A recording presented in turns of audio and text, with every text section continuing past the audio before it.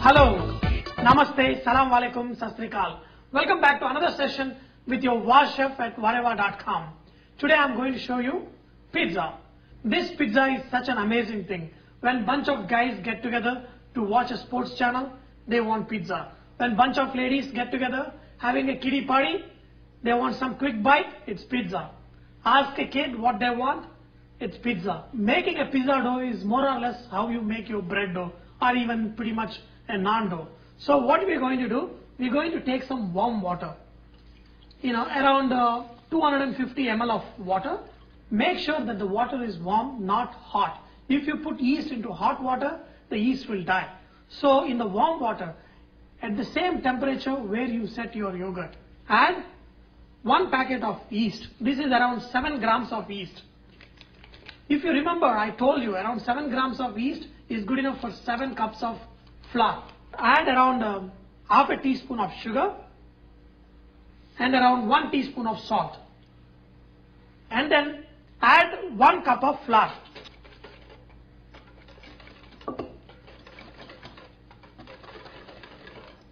Keep this aside for around 10 to 15 minutes. I'll take around 5 cups of flour. Okay. For every 1 cup of flour, add 1 teaspoon of olive oil. So I'm going to add around 5 teaspoons of olive oil. I have this mixture kept aside for around 10 minutes. So I'm going to add this mixture into this. And then mix this to make a nice dough. The dough has to be soft.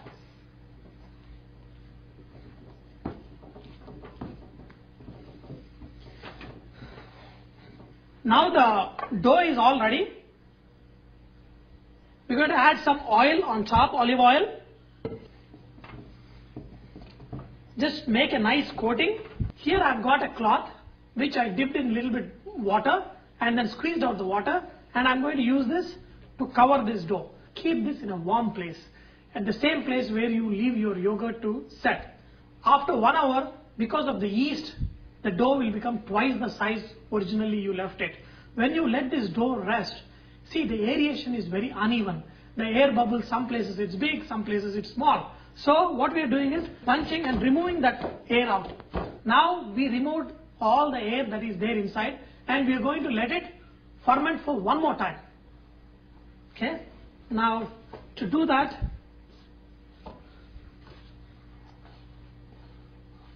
we are going to do the same thing. We are going to cover it with a cloth and leave it in a warm place for another 30 minutes. Then we are going to make our pizza. It's been 30 minutes that I have rested this dough. So you can see this dough. I kept the dough here, and just put a lot of flour on your table and just cut the size of the dough we need. So let's say I need this much dough to make my pizza. What they do is, when they flatten this dough, they put all the required sauce and everything, and they slide it onto a pizza stone that is preheating in the oven.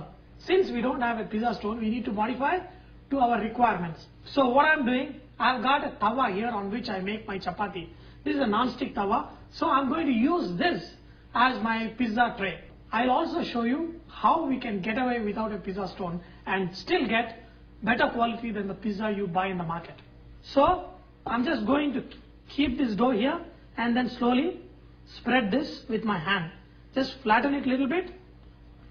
Okay, a lot of people love thin crust pizza, whereas I like a little bit of a thick crust. I like a little bit soft pizza.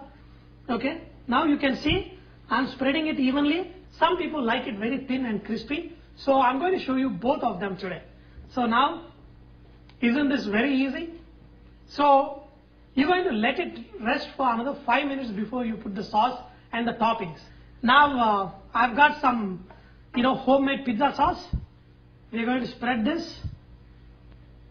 Okay, just leave the edges and the rest of it spread nicely.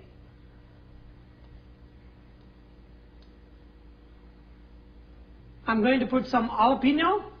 Spread them evenly, whatever ingredients you're going to put. Pineapple, capsicum, got some onion. You can spread the onions also evenly. I'm going to top it off with cheese. And make sure spread the cheese evenly. Cheese, buy mozzarella cheese. That is what is good for your pizza. Last but not the least is just add a little bit of olive oil. Just few circles. And now the last and most important thing is take a brush and just apply olive oil on the edges of the pizza. Okay, so the crust comes very nice. If we are going to put this pizza in the oven, is it going to come out fine? A lot of people have tough times because sometimes the pizza dough underneath remains raw. And that is why it is better to use a pizza stone. But we decided that we are not going to use pizza stone. So I'm going to show you how to do this alternative. I lit this flame, very slow flame, and then I'm putting this pan on top of the flame so it cooks from the bottom. And I'm going to heat it up from the bottom so that the dough gets slightly cooked. Then I'm going to put this in the oven. See, this pan is really hot. The bottom part started getting cooked. I'm going to put this in the oven at 450 to 475 degrees Fahrenheit. Okay. Wow.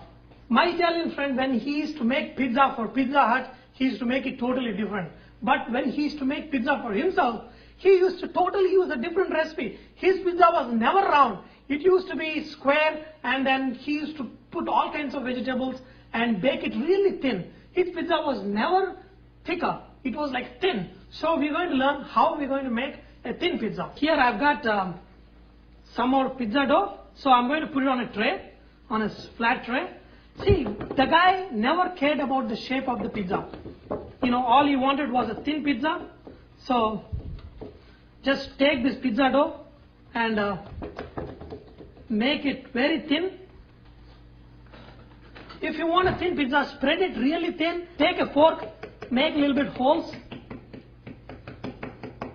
So these holes will prevent the aeration from happening too much. Spread this pizza sauce very little. Yesterday when I made shish kebab, I kept a little bit of this chicken meat, which I'm going to use it into small dumplings and put it on top of this. A little bit of onion, capsicum, and slices of tomato. So I'm going to put some cheese and a little bit of olive oil.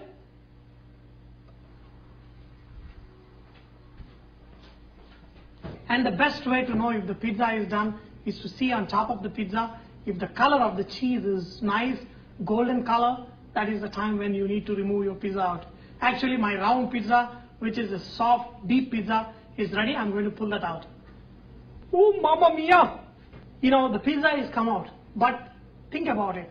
When you order a pizza, by the time you get it home, it takes around at least 10 minutes. So just let this pizza cool down for 10 minutes. After around 10 minutes, you know, we're going to pull the pizza out, and then all you do is run your pizza cutter. And if you don't have a pizza cutter like this, never mind. We can even use a simple knife. You have to see this crust to believe it. So beautiful. See, the cheese on the top of the pizza holds the heat inside very well. So it takes really long time to cool down a pizza.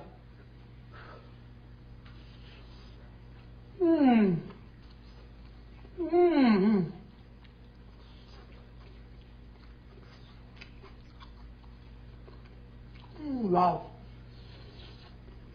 Wow. Haha. I want to show you the back side of the pizza. See how beautiful, well cooked it is. Now look at this pizza. Look at this pizza. Wow. Now I have to end the show, go back home, watch a cricket match and eat pizza. Okay? Wow, look at this. Man, I'm going to enjoy today. Wow. Kids, look at this pizza. Wow. With this, I'm sure many of you will try to make this pizza at home, and I'm sure I will hear so many wow from many of you. With that, remember, Varava is all about inspiring others to cook. So, please post your recipes and cooking tips so others can benefit from your great cooking. Thank you.